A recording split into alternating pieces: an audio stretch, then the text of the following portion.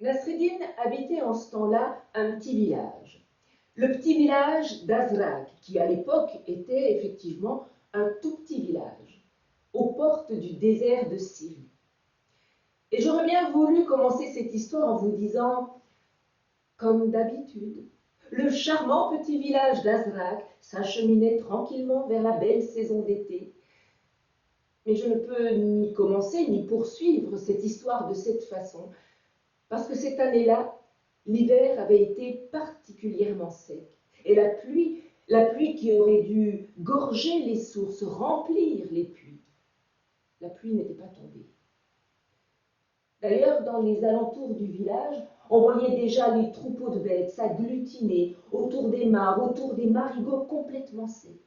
On les voyait piétiner cette terre poussiéreuse, craquelée.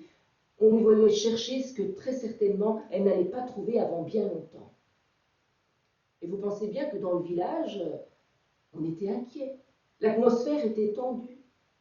Et dans le village, il y avait deux types de personnes. Les premiers disaient, on a prié Allah. On a prié Allah, mais Allah n'a pas daigné répondre à nos prières. Peut-être qu'on pourrait aller voir Nasreddin.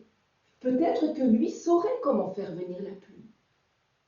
Et puis les autres répondaient aussitôt, ah, c'est vrai, on a prié Allah, mais Allah n'a pas daigné répondre à nos prières. Vous croyez peut-être que Nasreddin saura comment faire venir la pluie? Oh, méfiez-vous de lui.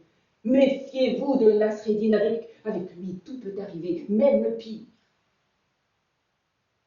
Alors enfin, on a discuté. On a palabré comme ça sur la place du village pendant des semaines et des semaines. Et puis un jour, malgré les désaccords, on a fini par décider d'aller voir Nasreddin. Et c'est comme ça qu'un matin, tout le village s'est retrouvé réuni là, devant sa maison.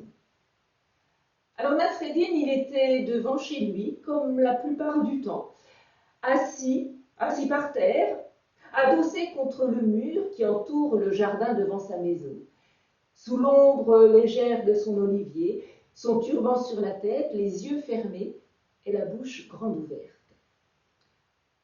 L'homme le plus âgé du village s'est approché de lui.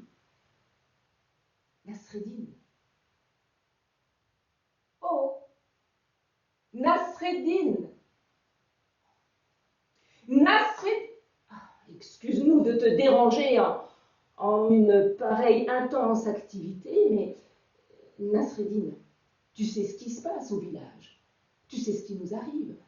Alors voilà, on est venu te demander, Nasreddin, est-ce que toi, tu saurais comment faire venir la pluie?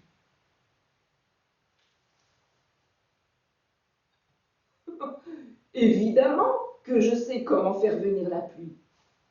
Comment ça, tu le sais? Tu le sais, tu n'es même pas venu nous le dire. Bah, est-ce que vous êtes venu me le demander? Oh non, mais Nasreddin, c'est pas le moment de tenir des propos pareils. Regarde, on est tous là. S'il te plaît, dis-nous vite comment faire venir la pluie. Qu'on aille me chercher une bassine d'eau. Une bassine d'eau?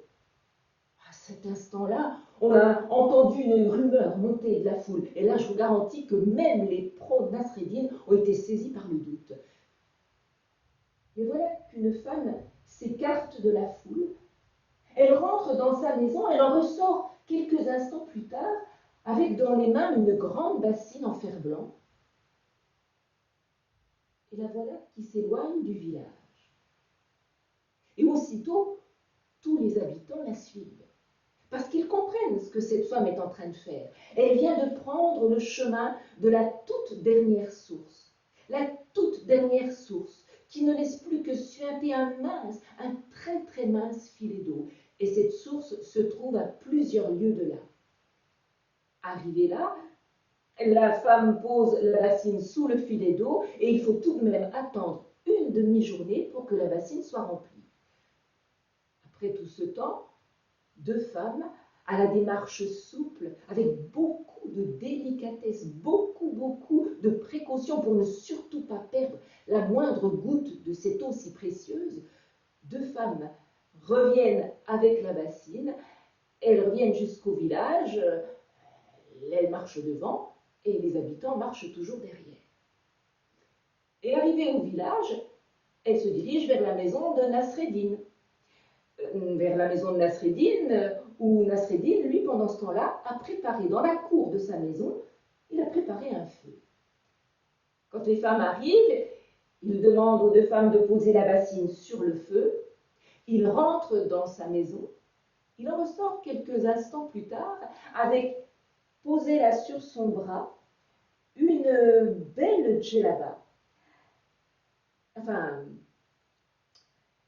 une djellaba qui avait été un jour une belle djellaba blanche et qui n'était plus qu'une djellaba, comment vous dire ça?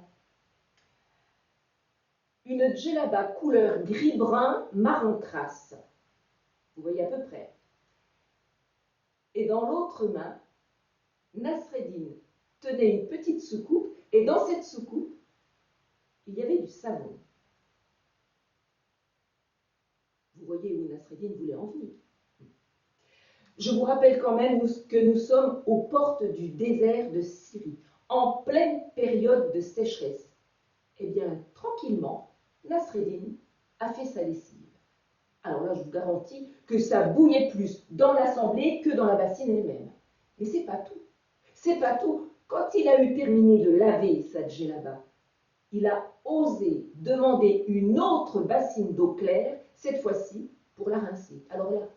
Alors là, ne me demandez pas comment Nasreddin s'en est sorti vivant. Certains prétendent que la main d'Allah était au-dessus de sa tête, mais par les temps qui courent, je ne rentrerai pas dans ce genre de considération-là. Toujours est-il qu'un vent de folie s'est mis à souffler sur le petit village d'Azraq. Les femmes serraient leurs enfants contre elles en pleurant. Les plus cléments disaient « Dehors, Nasreddin, dehors, tu n'as plus rien à faire parmi nous. » Et les autres hurlaient « À mort, Nasreddin, à mort, Nasreddin. » On vous l'avait bien dit. On vous l'avait bien dit, avec Nasreddin, tout peut arriver, même le pire. Dans ce véritable état d'insurrection, deux femmes se sont dit qu'il fallait quand même tenter quelque chose. Alors discrètement, elles ont pris une autre bassine vide. Elles ont refait le chemin jusqu'à la source là-bas. Et au bout d'une autre demi-journée, elles sont revenues avec la bassine d'eau claire. Et là, c'était toujours dans le village l'agitation la plus totale.